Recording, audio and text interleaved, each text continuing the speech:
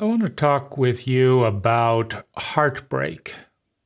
I don't have an answer. It's probably the biggest trauma of my life today, of our life. But I can at least talk about it and perhaps provide a little comfort. Now, the first thing I want to address is ambiguity between fear and kindness.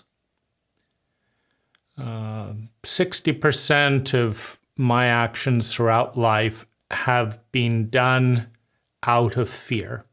Fear of pain, psychological pain, physical pain. The greatest pain, I think, I just watched a movie, The Lady in the Van, with Maggie Smith. And what's clear in that movie, and this is kind of just context to bring this theme into focus, what's clear in that movie is that the nunnery that she participated in was full of lies and full of cruelty and more sociopathic and fear-based than most of the culture, right? So you have an inversion where Christianity, the Christ, is the symbolic representation of empathy as we move from the rational reptile to the empath and rational human being. We're talking about love, we're talking about empathy, we're talking about transcendence. And we have some of the cruelest, most vindictive, jealous, hate-filled bitches in the world masquerading as empaths and killing Maggie Smith's character's love of music, driving her insane, making her afraid of herself. Right? So Christianity, aside from the endless butchery over the last 2,000 years, has been inverted to kill the human spirit with massive cruelty. The policeman who knows that she is innocent of an accident, meaning a motorcyclist drove into her while she was parked and died. And she didn't know what to do. But again, as part of that traumatic abuse story, where she's made to feel doubt in her own nature, she believes it must be her fault because she's a bad person. So she runs away from the scene of the accident. She doesn't get her car fixed, which she would if she had stayed. But the abusive parent dynamic leads to this fear of being in trouble, even when it's not your fault, right? And so that requires sociopathic parents, right, to shame and blame a child for their mistakes.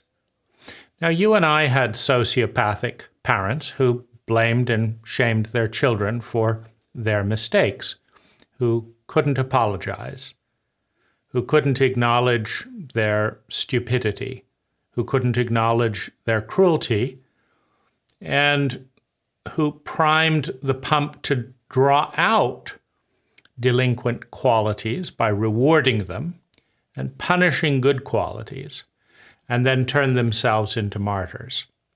Right? You have been around cruelty, lies, profound incompetence, shame, and martyrhood. It's all dumped on the innocence of a child.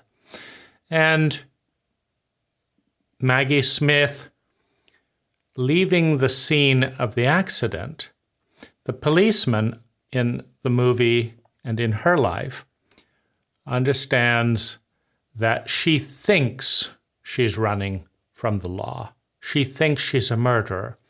So for the next 30 years of Maggie Smith's life, the policeman shames her, makes her feel bad, and then asks for money. The policeman extorts an innocent woman, and for the little bit of money that he's able to extort, he leaves her in a state of cruel self-punishment for 30 years.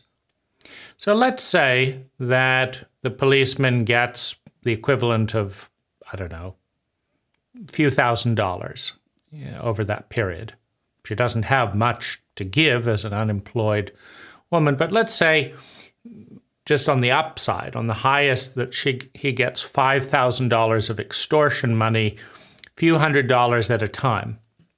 Each time he knocks at her van, says, I know what you really did. You're a murderer, and I'm going to tell people unless you give me your money, right? Well, what is more heartbreaking than that? For $200 to leave someone in a state of profound traumatic hell. For $200 a month, $200 a year, for decades, right? And then has, as all good policemen do, the decency to lie about it, right? Why are you extorting and bothering this woman? Oh, no, we're good friends, right? All of the neighbors who give her gifts to her face, little dishes, little presents, etc., all wish that she didn't exist, complain bitterly, call her names, generally resent her presence and her reality, but don't want to look bad to each other or as good Christians, right? So they all hate her. They all want her gone. They all complain and call her an old bag and, what an idiot, da-da-da-da-da. And then they're polite to her face. There isn't a single person in the neighborhood who's genuinely kind. It's a mixture of guilt and not wanting to look bad that allows her to be tolerated, and a certain amount of courtesy. And then there's the hoodlums that come and try and terrorize her in the night, right? And there's the social worker who pretends to be all interested in her but just shows up every couple of months to complain about what other people aren't doing. Then there's the local city who tries to get her to move her car, like we're currently doing in many parts of America, by changing a parking area to a no parking area. So she's parking in a parking area because she doesn't have enough money to have a house. And they're rechanging and rezoning the parking spaces specifically to force a homeless woman. Then there are her siblings, her brother, who put her in an institution so as not to have to deal with her. Right? Took no interest in her. So we're dealing with a profoundly sociopathic cult at a neighborhood level, at a government level, at a religious level. This woman, at a parental and family level, this woman is surrounded by sociopaths who are cruel, dumb, or stupid, highly sociopathic in, they don't have the intelligence to make the connection between their sustained systemic cruelty and the life that this woman is living. Now, this is not human. This is what a snake, what a reptile does. A crocodile will attack a 5-year-old boy but not the parents, right? If you look at crocodile behavior, the crocodile could be sportsman-like or sportswoman-like, right? And, pick the biggest person who has a gun and, wrestle with them and, let's have a fair fight. But reptiles never do that. They pick on the most vulnerable. The policeman could have extorted a bank. But no, it's more easy to prey on a homeless, innocent woman. So the policeman preys on the easy target. And the alligator waits for the 5-year-old boy to linger behind the parents. It's a faster kill, an easier kill, right? A surer victory. Bullies, reptiles, pick on the most vulnerable in the school, in nature. Attorneys, large companies prey on weak companies.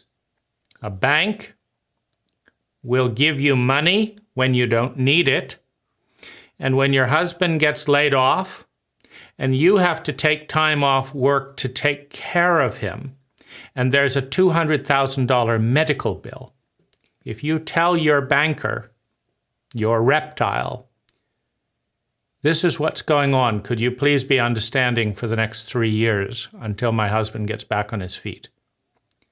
Their response is to call the loan, refuse all credit. In other words, to give less, because that's what reptiles do. They prey on the most vulnerable, and they're generous with the most powerful reptiles, right? If you're a billionaire, you can get the lowest interest on the loan, the most favorable terms, and all the money you want. If your husband's just got sick and you have to take time off work and you don't have more than $10,000 in the bank, then you get zero and are treated as a high risk, let's raise the interest rate, refuse all credit, and call the loan candidate. Because we can, and because the bank can also count on the fact that there will be reptiles encircling that situation.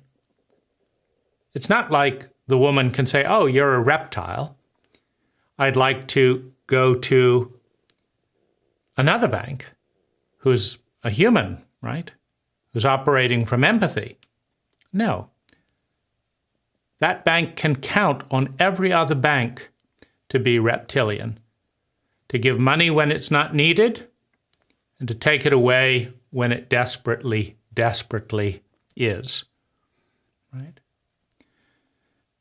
When you're surrounded by reptiles with no empathy, with judgment and cruelty, and are given the most lonely veneer that one can imagine, the pretense that we are forgiving human beings, that we are Christians.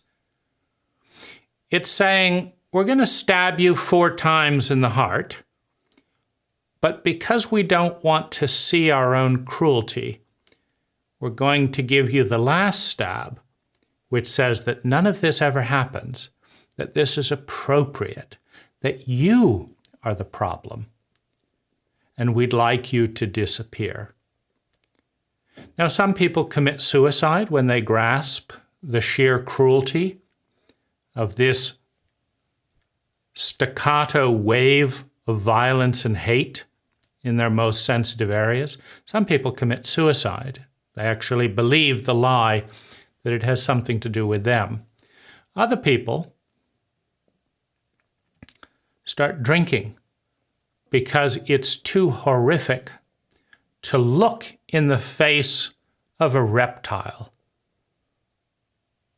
and need a human being. Other people start self-sabotaging to punish themselves for the crime of being hated by reptiles. Other people try and seek revenge on the reptiles. They're the lucky ones, right? Because if you know who your enemy is, if you understand that the priest, 5% of our priests are pedophiles, teaching children that they will go to hell for homosexuality, and then seducing them, ordering them to perform homosexual acts. What could be more cruel? Here, if you do this, you will be burned alive for all eternity by God. I'm God's figurehead. Give me a blowjob. Can you think of a crueler act? And yet, of course, a sociopath is not thinking about what this is like for a human being. What they're thinking is, I'm in a world of fools that can't tell the difference between a human being and a priest. And their parents will listen to me. Right? Mea culpa maxima, the story of betrayal at every level within the Catholic Church, right up to the Pope, down to the parents. The betrayal at every level in a cult that didn't want to question power, right? Sociopathic behavior always runs from power. You run from something bigger than you. You bow to what could kill you. You fight and consume what is smaller than you. And you freeze, hide, and please when those alternatives are not expedient. Right? Parents turn their children in to protect the power structure, the ultimate power structure of the church. How can you look at such cruelty in the face of such innocence, such possibility, such trust? How can you look at that and remain sane, remain human? How? I do not have an answer. It is a horrific clap in my face every fucking day. How much cruelty. And the most cruel of it all is the dissociation, is the denial. Because to ask someone to see that amount of pain, that amount of insanity, that depth of betrayal, those lies, to see that and say, we don't want to deal with it, we don't want to change it, so we don't want to know about it. It might chip the veneer of our plastic faces, our very prim and proper faces of, we don't associate with that kind of thing in our family, right? To ask a child to go insane to protect the family image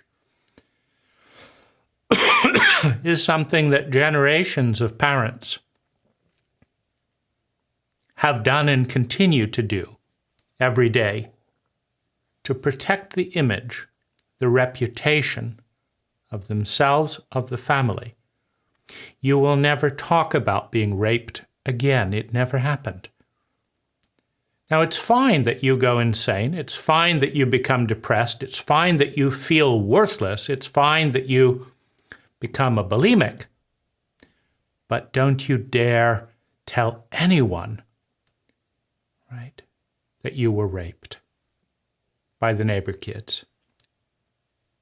It would weaken our image, and I lack the courage and the competency and the humanity as a parent to deal with that. In a sociopathic culture that lacks the courage, the decency, the competence to deal with those feelings or the reality. So let's just bury it all under the rug and have it happen in the next generation. Waiting for one fucking generation to move beyond the reptilian face, the human animal, and give a damn about the human being, their children, to serve Christ, to serve the humanity, to give blood to the empathic brain, which demands the cessation of hostility and the kindness and the empathy of a human being. Now, what we have is a situation where 30% of human behavior, in our cult at least, is empathic. When it doesn't upset the power structure is what it boils down to, right? If you can be excommunicated by your pedophilic priest, then that would hurt the image. So we're going to be bought out, or we won't say anything. Get a nice little benediction, right? Good Christians. You betrayed your children, made them feel completely and utterly worthless, but the power structure blessed you, right? Or your government blesses you, right?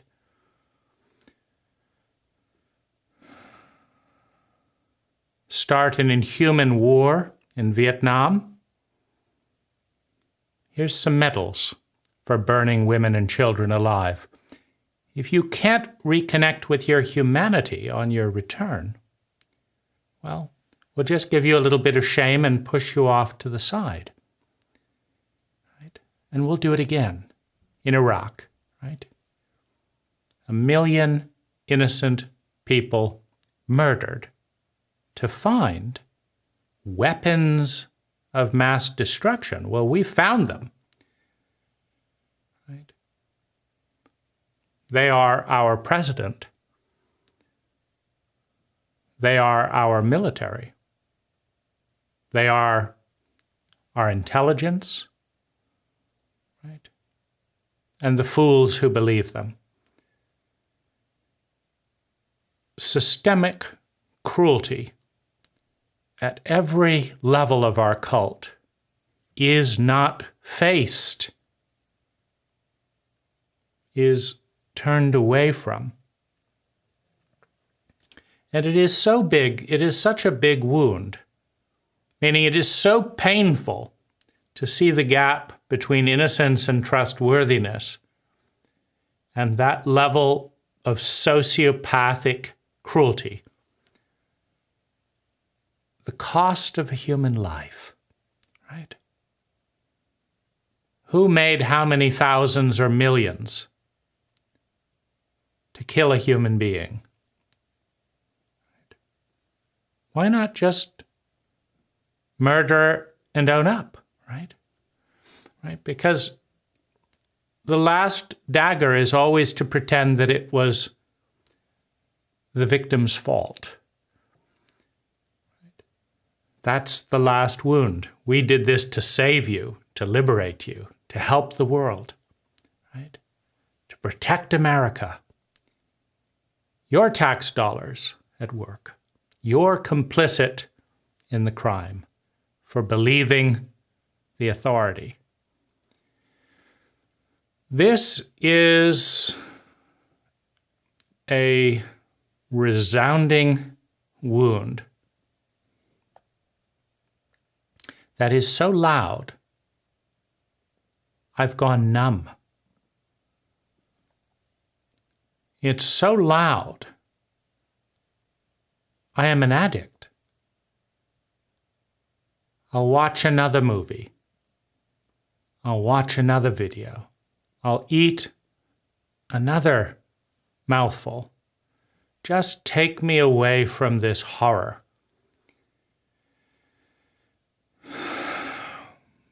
Now, I do not have an answer,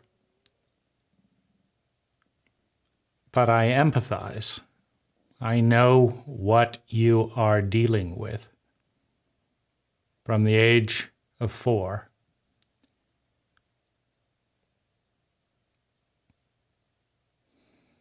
And I know that no one has stepped into that pain, into that grief with you. And I know that I am a coward to go into that pain. I can see it, but I won't feel it. I won't feel it because it's too heartbreaking. It's too painful. I will eat another mouthful. I will race another repetitive thought. I will ruminate on the din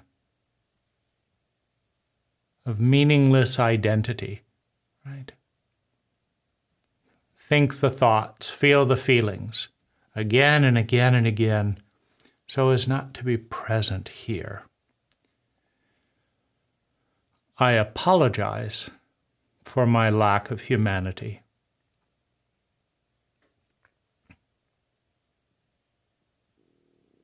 I apologize for the lack of humanity in the world.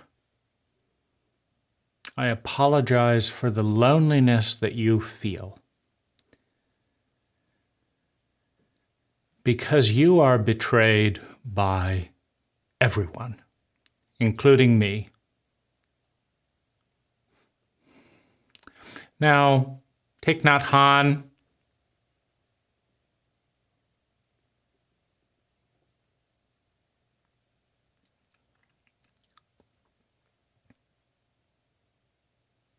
a human being in many ways. Right? They're there, humans. But it's hard to find. It's hard to find. Things are so cold. The sociopathic world is cold-blooded. There is no warmth. There is no empathy. There's only strategy and analysis. What looks good? I'll smile, I'll put on a performance, I'll stab you in the back later. Right? We've mastered that act in our cult. But we have not mastered empathy. We have not mastered competency. We have not mastered traumatic prevention or recovery. And we scapegoat our victims to become homeless, to go insane, to become addicts, and to kill themselves in larger numbers than any mammalian species, perhaps in the history of the planet. See, because a chimpanzee does not have to deal with this level of cruelty, because the greatest cruelty is the deception at the end, to at the last moment take all of this pain and relabel it as love and complain that you're not grateful enough to appreciate all that they did for you without asking a single member of the cult to grieve, to feel, or respond to that level of sociopathic betrayal. Right? It is heartbreaking. And yet I go to sleep, I go numb. Before I get to even a 3, even 30% of that full intensity. I'm sorry you have to deal with that. It's not necessary, but it is the way things are. And it is the way things will remain for a long time. A sociopath can become more politically correct. They can clean up their image for reptilian reasons. But that's not the same as a single human being who's able to cry the tears, the grief of lost innocence, that does not care about the words that are used, but will not allow an innocent to be alone in that pain.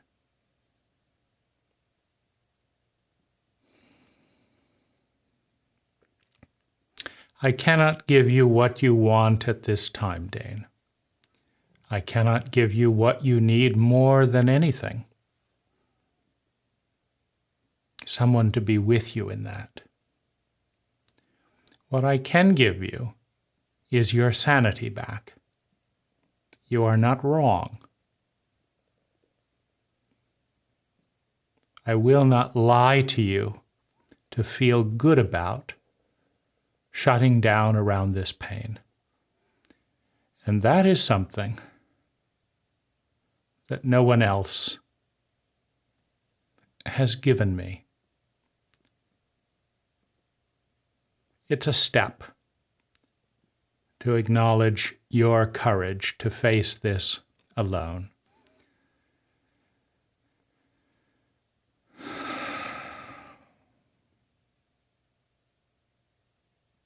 Thank you for accepting my apology.